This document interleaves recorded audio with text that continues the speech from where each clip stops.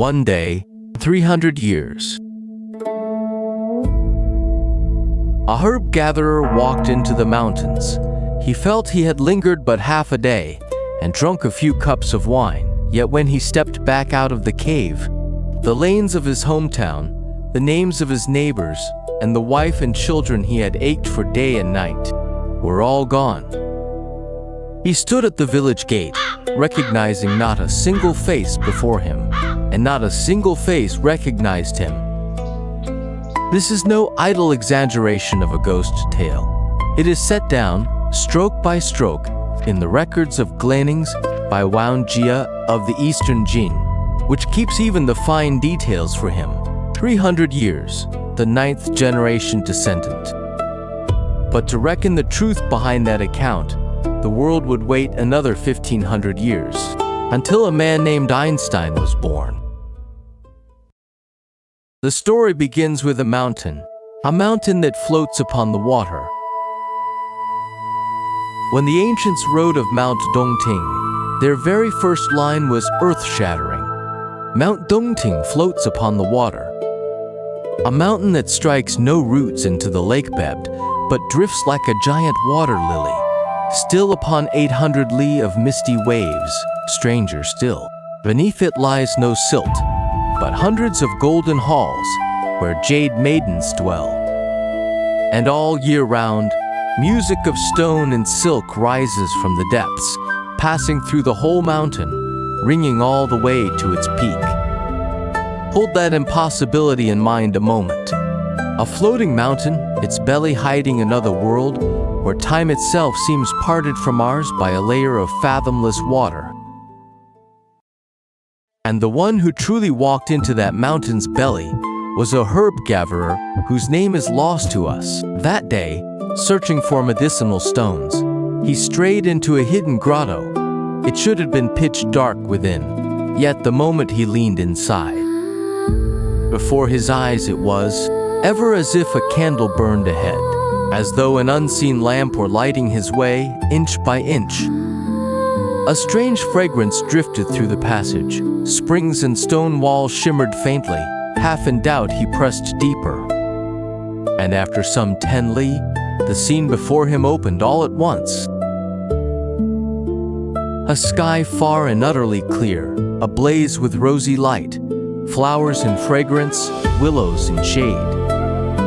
At the cave's end lay another heaven entirely, skies bright and clear, clouds streaming with light, plants in lush profusion, vermilion towers and jade palaces scattered among them. A company of women came to greet him, rainbow robes trailing the ground, skin whiter than snow. They seated him at the feast, poured him nectar of jade and liquor of gold. And flute and strings struck up one by one. The warm fragrance and music filling the hall made the drab world outside seem a long-forgotten dream. Pause a moment. Have you sensed it? That this underground feast carries, everywhere, an unspoken dislocation. The cave has its own daylight, its own seasons of flower and willow, its own order of time, uncoupled and only from the aging world outside. The ancients took it simply for a blessed land of immortals, but through modern eyes, it looks more like a space quietly partitioned out of our own time. The feast over, the women held a farewell for him, and at parting gave him a manual of alchemy. Unable, in the end, to let go of his children at home, the herb gatherer traced his steps. On the way back, the unseen lamp still led before him, and stranger still, as he walked, he felt neither hunger nor thirst, as if his very body had halted at some fixed mark without stirring until he stepped out of the cave and came home to his old village. The village was still there, the houses still there, but of the people passing through the doorways, not one was a neighbor he knew. He asked from house to house, asked them all, and at last found one family, his own, 9 generations down. That descendant, staring at this ancestor sprung from nowhere, spoke words that froze him where he stood. Our forefather went into Mount Dongting to gather herbs and never returned. 300 years have passed since. 300 years, 9 generations. Inside the cave for him, only a day had passed. Outside, the world had turned 300 years. And here, the answer that waited 1500 years is ready to step forward. From childhood, we are taught that time is a great river flowing at one steady pace. And heaven or on earth, a moment is a moment, faster for none, slower for none. But Einstein said otherwise. The pace of time can be bent. Faster you move, or the heavier the gravity beneath your feet, the slower your time runs. It sounds like mysticism, yet the proof is ironclad. Right now, overhead, some 30-odd GPS satellites bear witness to this day and night. They hang 20,000 kilometers up, where gravity is thinner, and they race around the Earth, slower and faster, the two effects stacking. So the clocks aboard them run about 38 TX faster each day than clocks on the ground. Do not dismiss those few hundred millionths of a second. Left uncorrected, the fix on your phone would drift more than 10 kilometers off in a single day. Engineers must slow those satellite clocks every single day. That is the price of the unerring blue line you follow when you navigate. Time slows with gravity and with speed. This is no chalkboard derivation, but an everyday fact, silently confirmed by every navigation, every phone. So, following this truth, proven 10 million times over, let us dare one step further. What if that Grotto and Mount Dongting sat precisely within a space-time well of crushing gravity or dizzying speed? Time there stretched slower and slower until a single day in the cave matched 300 years outside. The half-day the herb gatherer raised his cup was, to his body and his memory, truly just a half day. So he felt no hunger, no thirst, aged not a hair. Yet within that very same half day, the sun outside had risen and set more than 100,000 times. He did not travel through time. He merely lingered in a slower tributary of time, while the rushing mainstream of the world had left him 3 whole centuries behind.